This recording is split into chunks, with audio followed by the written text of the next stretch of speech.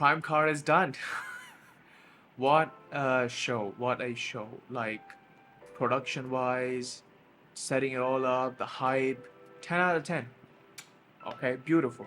Could not have done it any better. You know, set it up perfectly, lined it up perfectly, sold out within minutes. Pay-per-view buys must be insane. Actually, I think we could check 1.3 million pay-per-view buys worldwide. 1.3 million is a lot. I think KSI versus Logan Paul did 2 million pay-per-view buys, but that was like a professional thing and everything. This is a Misfits thing.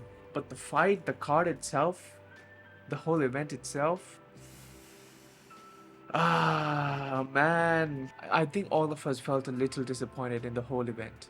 You know, we didn't see as much action as we hoped to. We didn't see as much aggression as we hoped to. We didn't see as much passion as we hoped to.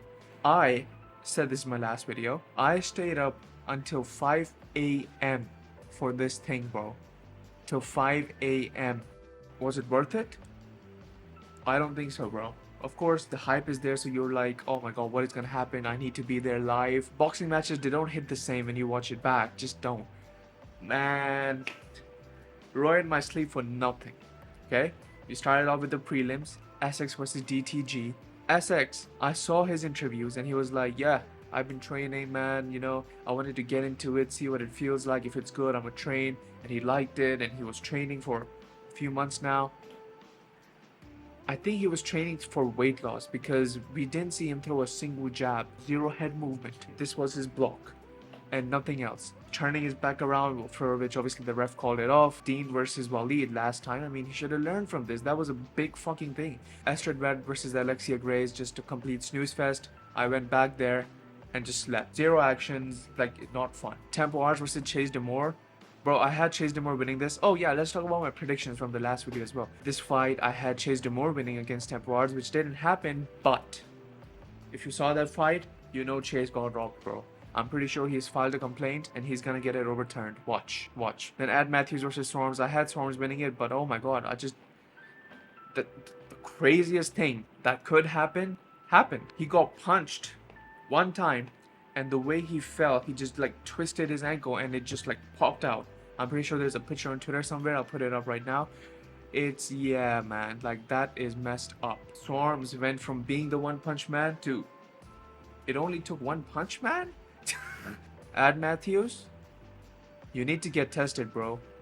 That shit don't look natural. The way he was jumping about the ring all excited and shit, he's definitely using some sort of supplements. Then the main card kicked off. B Dave, Luis Pineda versus Nick Lamau and Alex Wasabi. A lot of pushing, a lot of aggression, a lot of entertainment for which the fans paid for. We didn't come here to see boxing skills. We did, but it's mainly the entertainment.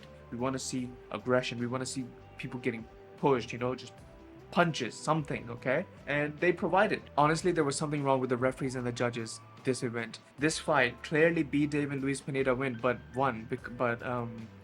I guess the referees were like, oh man, you know, both sides are getting knocked down, both sides are aggressing. I don't know, we don't know who to give it to, and they just said, you know what, we're gonna stay in the middle, give it a draw. My main name versus Whindersson Nunes, that was a good fight too, technical, but I wish Whindersson Nunes had a little bit more head movement and all, you know, not just this. I had Whindersson Nunes winning this, but as soon as the first round started, I was like, bro, my main name is gonna win this. Anthony Taylor defeating King Kenny.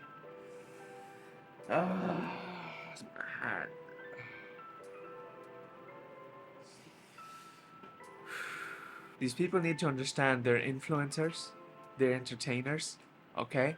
And the people are there to be entertained. Bro, the whole crowd just got on their phones. Eddie Hearn, Eubank Jr., they were so bored of that fight. I mean, fair play to Anthony Taylor. Strategy was boring, it was trash, it was unprofessional, disappointing, but it worked for him. If I was fighting a dude who's like 4 inches taller than me, has 10 inches more reach than me, I would do the same, because I want to win.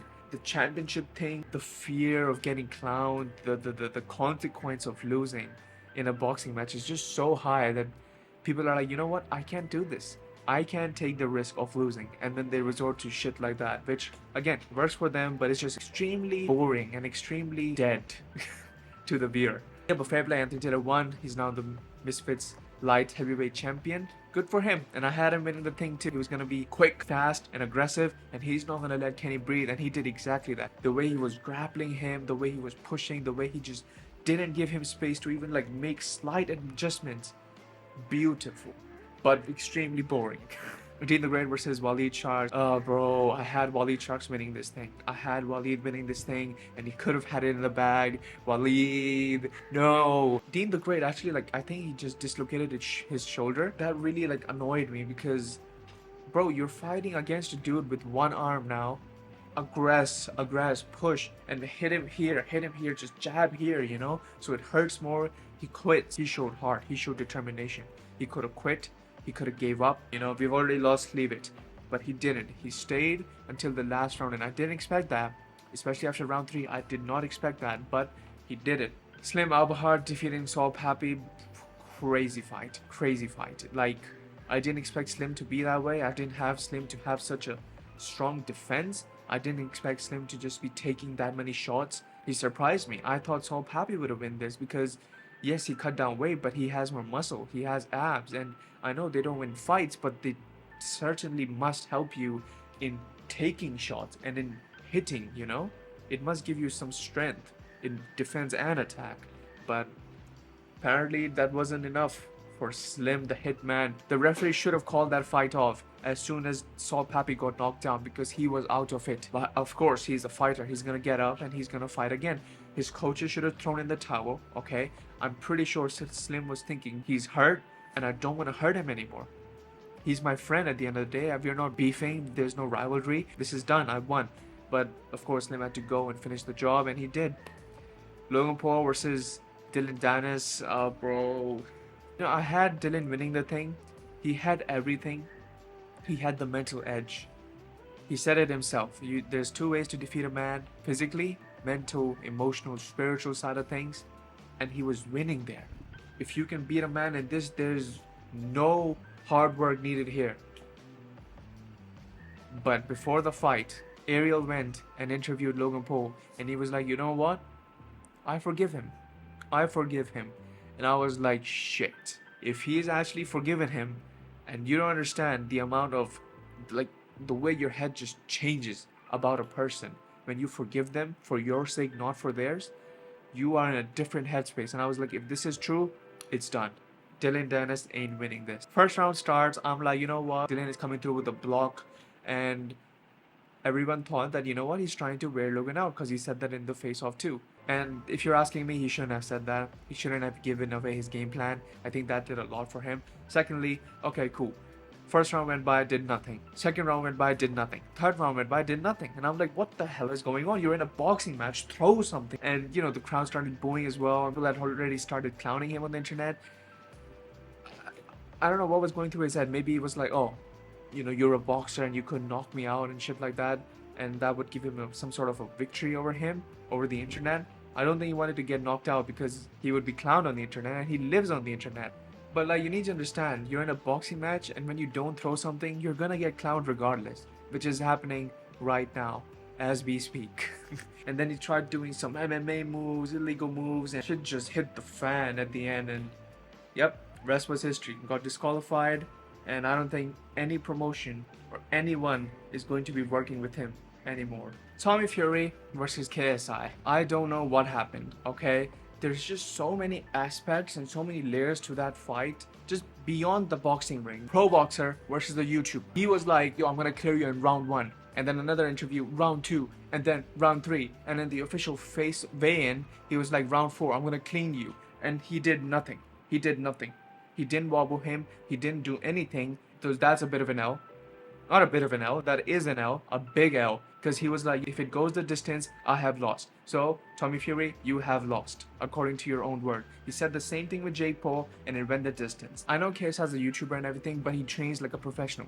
He trains with professionals, like a professional, and I'm pretty sure he wasn't at his A game in that ring. Because all that fight was him jumping around doing this, so he just kept him at distance, okay?